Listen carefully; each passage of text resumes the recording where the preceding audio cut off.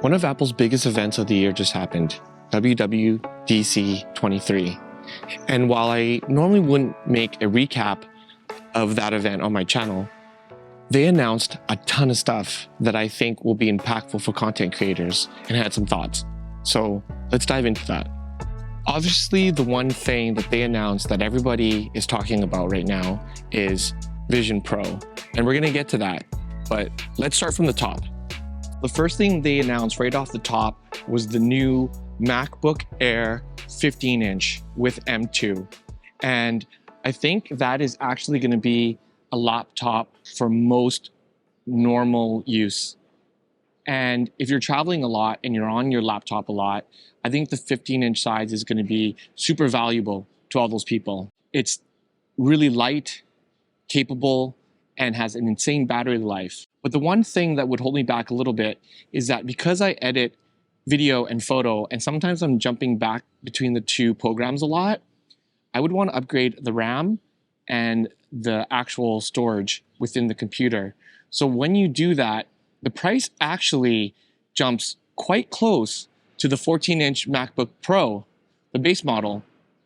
And it's only a $300 difference. So for me, that's one of the reasons why I still think the 14-inch MacBook Pro is a better buy for creators. The one announcement that I hoped they were going to make was an upgrade for the Mac Studio, and they gave it to us.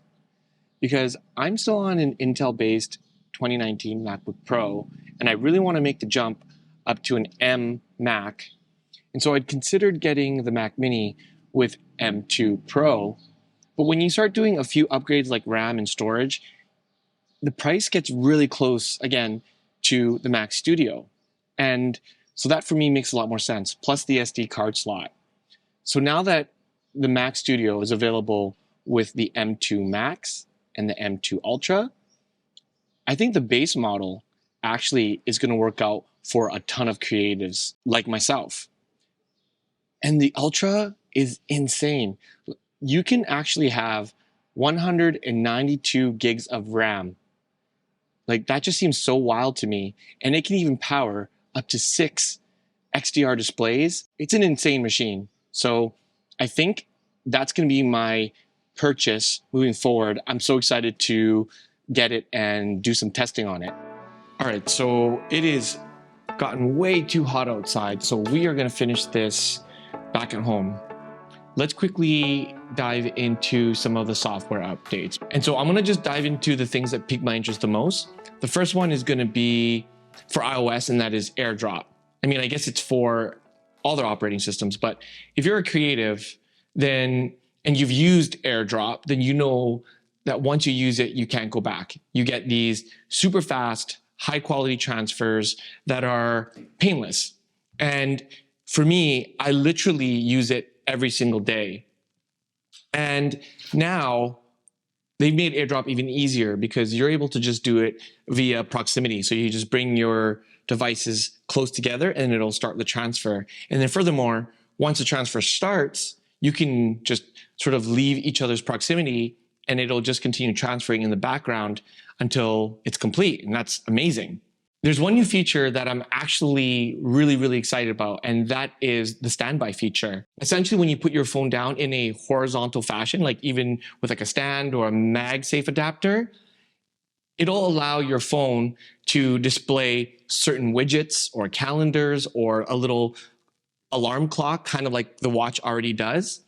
And what that allows is for a lot of future things that I see them doing, like as a little base station where it can communicate seamlessly with a HomePod and you can have like this really great smart home. It also allows you to not always want to pick up your phone and get distracted while you're working, because you can customize it to have just the widgets that you need. So you can just glance at them, such as appointments, calendars. Maybe you just want to dock your phone and have photos going in the background. If you have an album that you want to share with your family or friends. And I think there's a lot of potential there. I think if they ever bring it to the iPad for something like the iPad mini, which I think they'll do, or even the larger iPad, I think that will be where people will really take advantage of it, especially in the home. Now, in terms of the rest of the updates, they have a lot of interesting updates for iPad OS and Watch OS, but I think from a content creator's perspective, I don't think we'll need to dive into those things in this video here today. But the one thing that we have to talk about, and that basically piqued everybody's interest, was Apple Vision Pro. So by now, you've probably already heard of Apple Vision Pro.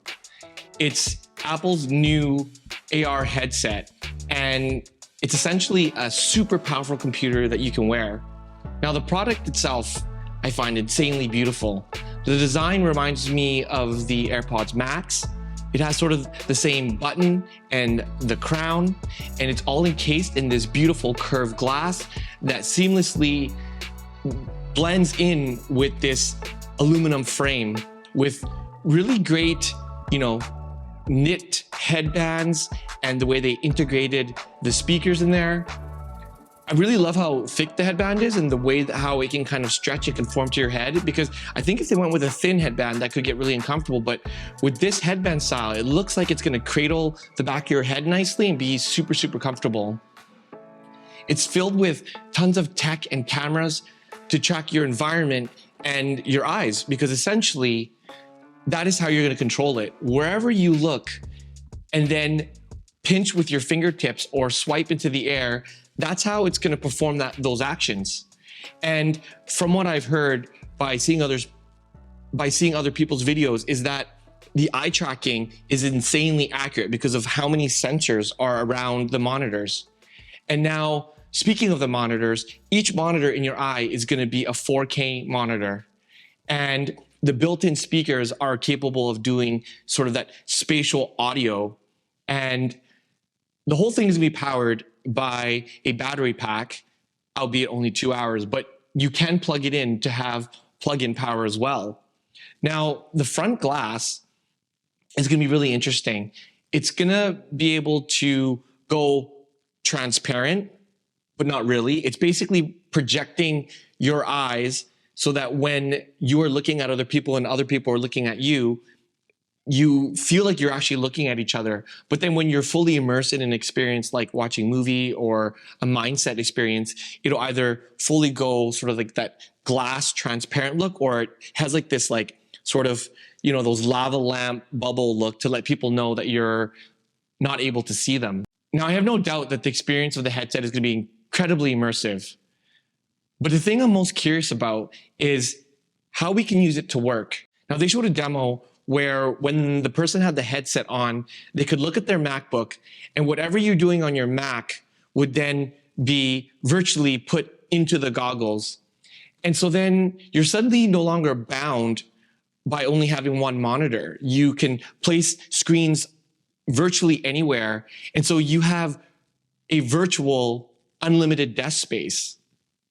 And so I'm wondering, are we getting closer to that sort of Minority Report style of working? Because I don't know, I never thought that we would actually be there, but I think we're almost there. So they had a quick shot where they had, I believe it was Final Cut that popped up. And I'm curious, can you pinch a clip and stretch it and create in and out points with your fingers? Will it be able to speed up the workflow by pulling down clips and just moving them quickly?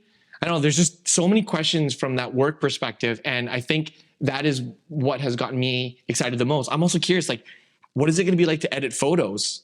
Like intuitively, your hands are so dexterous that I feel like it could be good, but we'll have to find out and see when it comes out next year. And now the cost is going to be $3,500. And that's pretty much what I was expecting, because I think it's at a price for them to be able to push the technology forward and for all the developers and enthusiasts. But I don't believe that this first gen version of Apple Vision Pro is for the masses quite yet. Now, I'm seeing a lot of reactions that people are either really, really excited or they're really, really skeptical. And I feel like that's always the case with any time Apple launches a product of their own or a version of it. Because I remember when Apple launched the AirPods, a lot of people just made fun of the stems and they just hated the look. But now everywhere you go, they are the buds that you see the most. But wireless earbuds were around before that. And when the AirPods Max came out, there were also already over-ear headphones, wireless ones, that were around for a very long time. And everyone, again, sort of didn't like the look, made fun of the look, made fun of the price. But here in Berlin, everywhere I go, those are the headphones that I see the most. So I guess whether you're a fan or you're not of Apple Vision Pro, I think there's no denying that there's a ton of technology and research that goes into developing something like that. And that only means good things going forward. So what I want to know is, does the Apple Vision Pro excite you? From a working perspective, for me personally, I totally am. But for everything else, I'm actually not sure. Like watching movies, taking the FaceTime calls, playing games, I actually don't want to be in this augmented reality for those things. I want to be in the real world. I want to feel the energy of the other people around me. I don't want to be so closed off. But I guess we'll have to see how it transpires once this thing is released. And again, I think it'll take a lot longer than we think because, again, this product is not made for the masses, this first gen. So maybe second gen, maybe third gen is where everyone will start to possibly adopt this. But yeah, leave me a comment. If I missed anything that you feel we should talk about, leave a comment below. If you want to dive deeper into anything that I did mention already, leave a comment below. Let's have some healthy conversations about this from a everyday life and tech enthusiast perspective, but also from a video creator or a photographer's perspective. I'd love to hear from you. So leave a comment, like, share, don't forget to subscribe, and always, thank you so much for watching, and we'll catch you in the next one. So live passionately and stay inspired. Bye.